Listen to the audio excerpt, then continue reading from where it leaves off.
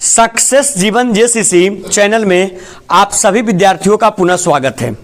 जैसा कि आप लोग ज्ञात है कि 27 नवंबर 2023 से क्लास 10th और 12th के विद्यार्थियों के लिए क्रैश कोर्स शुरू किया जा रहा है, जिसमें ओवरऑल सारे सब्जेक्ट का, चाहे आपका हिंदी हो, मैथ हो, साइंस हो, सोशल साइंस हो, संस्कृत हो, हर एक सब्जेक्ट के लिए आपका क्रैश कोर्स शुरू किया गया है।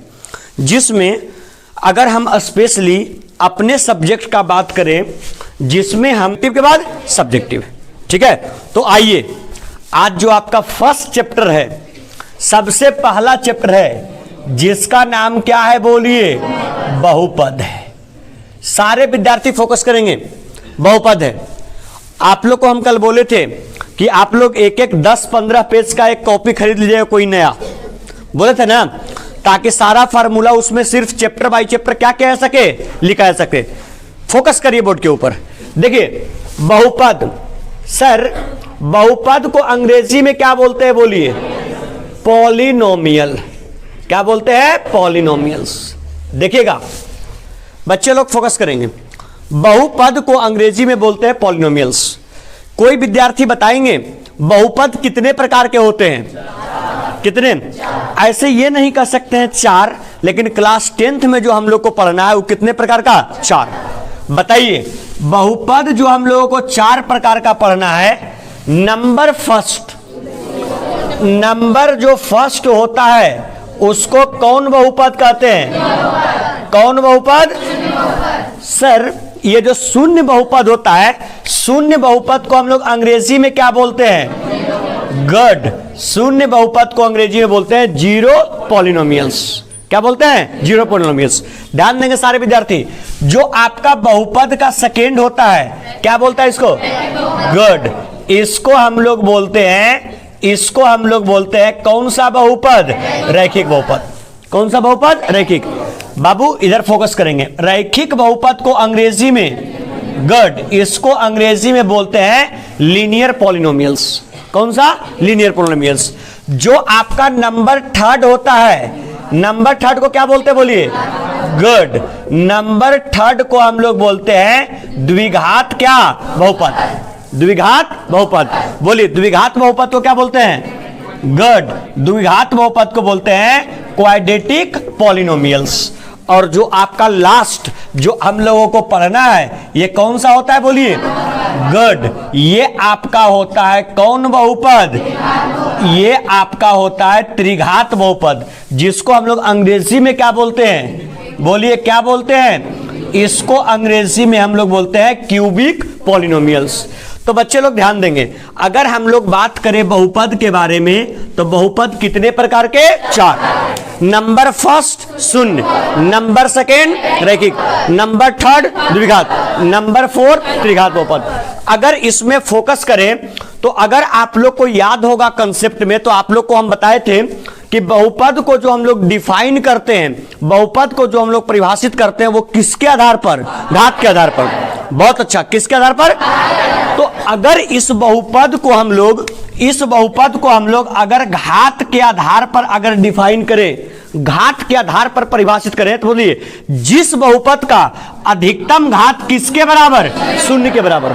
जिस बहुपद का अधिकतम घात 0 के बराबर, उसको शून्य बहुपद। जिस बहुपद का अधिकतम घात 1 के बराबर, उसको क्या? रैखिक।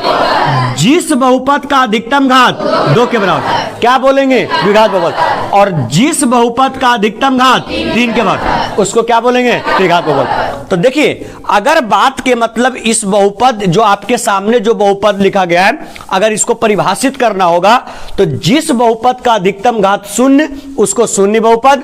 जिस बहुपद का अधिकतम घात 1 रैखिक बहुपद। जिस बहुपद का अधिकतम घात 2 द्विघात बहुपद। और जिस बहुपद का अधिकतम घात 3, उसको क्या बोलेंगे? त्रिघात बहुपद। अगर ये आपका घात के अनुसार, और सुनिए, ये आपका ऑब्जेक्टिव की दृष्टि से मोस्ट इंपॉर्टेंट है। यहां से बहुत सारे प्रश्न जो है, जब हम लोग अभी शीट डिस्कस करेंगे, आप देखिएगा यहां से बहुत सारा क्वेश्चन बनेगा। हम लोग घात पढ़ने के बाद हम लोग तुरंत पढ़ते हैं, इसका हम लोग कौन रूप बोलिए? कौन रूप? मूल रूप। कौन रूप पढ़ते हैं? बताइए, शून्य बहुपद का मूल रूप क्या होता है? क्या? सिंपल शून्य बहुपद का मूल रूप क्या होता है? ए एक्स पर पावर जीरो, ए एक्स पर पावर ए एक्स पर पावर जीरो शून्य बहुपद का कौन रूप? मूल रूप। बताइए सर, ये रैखिक बहुपद का मूल रूप क्या होता है? गुड, रैखिक बहुपद का मूल रूप होता है ए एक्स प्लस। बताइए द्विघात बहुपद का मूल रूप? A x square plus b x plus c, a x square plus b x plus c. और बताइए त्रिघात बहुपद का मूल रूप? ए एक्स के cube plus b x square plus c x plus g. Any problem? Sir अगर आप लोग गौर करें तो हम लोग देखें कि शून्य बहुपद में अधिकतम घात जीरो, रैखिक बहुपद में अधिकतम घात एक। कौन सा एक होता है? वो सिंपल, उसको हम लोग क्या बोलते हैं? एक्स बोलते हैं। द्विघात बहुपद का अधिकतम घात दो, कौन कौन होता है? गुड, एक होता है अल्फा और एक होगा बीटा। यस या नो? त्रिघात बहुपद में कितने? तीन, कौन कौन? गुड, अल्फा बीटा और गामा।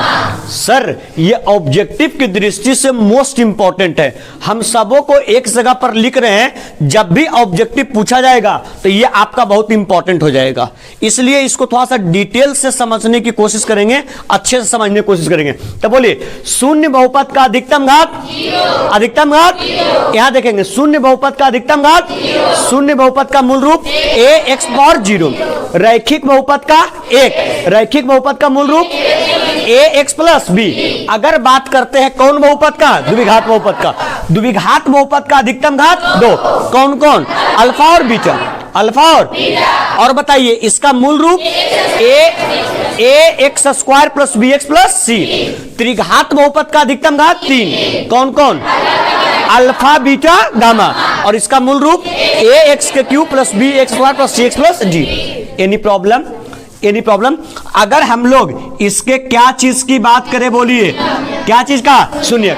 तो बताइए अगर शून्य की बात करेंगे तो शून्य बहुपद में अगर घात जीरो है तो शून्य का संख्या भी कितना? जीरो। तो इसमें कोई डिस्कशन होता नहीं है बाबू। यहां देखना, अगर रैखिक बहुपद की बात करें तो रैखिक बहुपद में जो आपका होता है शून्यकों की संख्या कितना होता है? कितना होगा? शून्यकों की संख्या एक। क्या होगा सर? देखिएगा, शून्यक मतलब मूल रूप बराबर जीरो। तो बताइए मूल रूप क्या है? आप लोग बोल दीजिएगा ए एक्स प्लस बी। तो बोलिए ए एक्स प्लस बी बराबर जीरो, बी इधर क्या में? प्लस में, उधर जाके तो बोलिए ए एक्स बराबर क्या? Minus B. तो बोलिए एक्स बराबर क्या? Minus B by. तो आज के बाद याद रखिएगा सर, रैखिक बहुपद में अधिकतम घात एक, तो शून्यक भी एक ही होगा और वो एक शून्यक होगा minus B by A. Any problem? आइए सर अगर बात करते हैं कौन से बहुपद का, बोलिए कौन से बहुपद का? बताइए दो द्विघात बहुपद में शून्यकों की संख्या, शून्यकों की संख्या कौन कौन? अल्फा और अल्फा और। तो शून्यक के बीच में संबंध हम बताए थे क्या? एक बार शून्यकों का योगफल और एक बार शून्यकों का गुणनफल। शून्यकों का योगफल मतलब alpha plus beta, alpha plus beta बराबर क्या बोले थे? Minus B by. शून्यकों का योगफल अल्फा प्लस बीटा और माइनस बी बाई ऑब्जेक्टिव में मोस्ट इंपॉर्टेंट है और बनता है बहुत क्वेश्चन यहां से। उसके बाद शून्यकों का गुणनफल अल्फा इंटू क्या होता है? Alpha into beta C by, alpha into beta C by.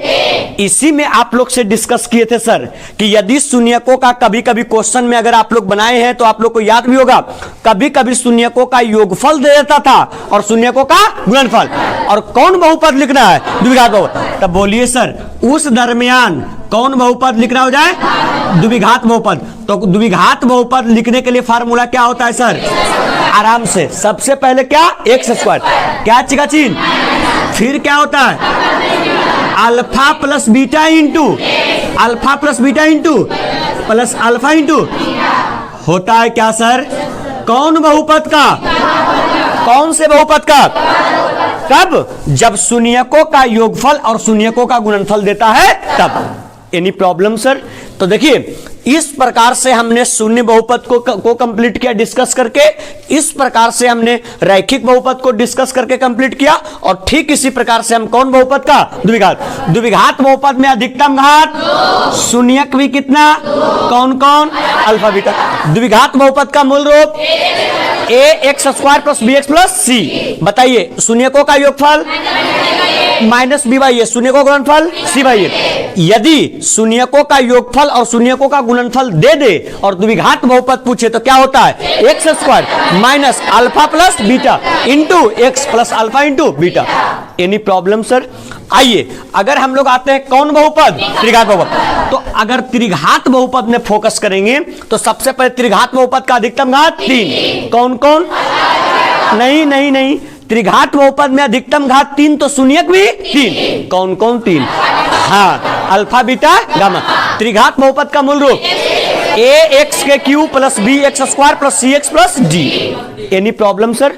अब आइए इसमें शून्यकों के बीच में संबंध देखते हैं। शून्यकों के बीच में संबंध में सबसे पहले कौन होता है, शून्यकों का योगफल, मतलब alpha plus beta plus gamma क्या होता है sir, minus B by alpha plus beta plus gamma बराबर माइनस बी बाई। इसके बाद बताए थे दो शून्यकों का गुणनफल और बाकियों के साथ योगफल, मतलब बोले थे alpha into plus beta into plus gamma into क्या होता है, गुड, सी बाई और लास्ट बताए थे शून्यकों का गुणनफल, मतलब क्या बोले थे sir, alpha into beta into क्या होता है, माइनस डी बाई। और इसके बाद लास्टली आप लोग को कौन बहुपद, त्रिघात बहुपद लिखने के लिए बताए थे कब, जब शून्यकों का योगफल दो शून्यकों के गुणनफल के साथ योगफल और शून्यकों का गुणनफल दे दे तब। क्या बोले थे सर, आराम से, एक्स का माइनस क्या होता है, alpha plus beta plus gamma x का स्क्वायर होता है सर। अब चिन्ह क्या चीज का, प्लस का, अल्टरनेट चलता है, एक माइनस तो फिर क्या चीज का प्लस, यहाँ चिन्ह क्या चीज का माइनस, तब फिर क्या सेम, यहाँ क्या माइनस, तो अगला क्या होगा प्लस। क्या होगा सर, आराम से alpha into beta into gamma into x और क्या minus alpha into beta into gamma. कौन बहुपद सर, कौन बहुपद? अगर आप लोग बहुपद में इतना कंसेप्ट याद रखते हैं, ये जो आपके समक्ष दिया गया है, अगर इतना पूरा डिटेल कंसेप्ट याद रखते हैं तो समझिए आप क्वेश्चन को टैकल करने में सक्षम हो जाएंगे, ठीक है। और कम से कम यहां से समझ लीजिए 2 से 3 ऑब्जेक्टिव मस्ट पूछा जाता है। अभी हम लोग P/Q डिस्कस करेंगे, आप वहां से देख लीजिएगा। इसमें सुनिए सर, 1-2 कंसेप्ट कहीं कहीं पर और आता है, गौर कीजिएगा, कहीं कहीं पर और आता है, कहीं कहीं पर डायरेक्ट अल्फा प्लस बीटा का मान नहीं पूछता है, अल्फा इंटू बीटा का मान नहीं पूछता है। कहीं कहीं पर एक कंसेप्ट आता है, देखिएगा सब विद्यार्थी, कहीं कहीं पर कंसेप्ट आता है 1 अल्फा प्लस 1 बीटा निकालने के लिए, 1 अल्फा प्लस 1 क्या बीटा।